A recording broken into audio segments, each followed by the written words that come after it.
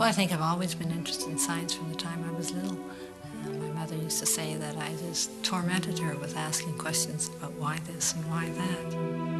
I became interested in science in high school, largely through working with, in a scientific lab as a dishwasher. The level of excitement in that lab was something I'd never encountered before. People would work day and night and get really turned on by what they were doing, and I caught it. I was fascinated by the concept of discovering new things, but especially discovering new things that could help people. I'm an electrochemist, and so the area of interest that I have is to look at how proteins interact with surfaces. And so we look at how the proteins interact, and do they associate or agglomerate on the surface? Do they denature or unfold on the surface, and can we control that? What is the effect on the surface? Do they cause corrosion? And so there's many avenues from a fundamental point of view.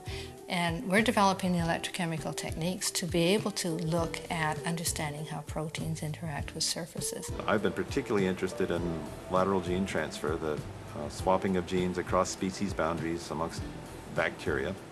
Much of the antibiotic resistance, which is making it very hard to treat infectious diseases, well, practically all of it is due to the swapping of genes from resistant strains to previously sensitive strains. So when pathogens acquire antibiotic resistance, they've acquired it not by mutation, but by stealing the genes from some adjacent microbe that already had that resistance ability.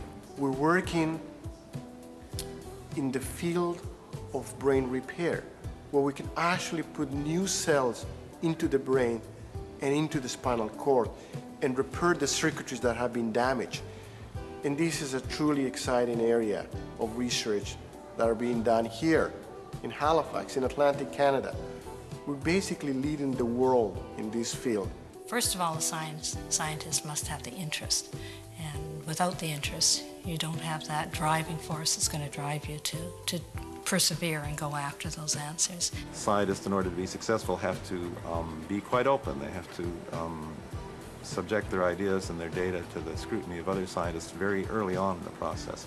And those innovative ideas, the creativity of that mind, is what produces and makes the world go around.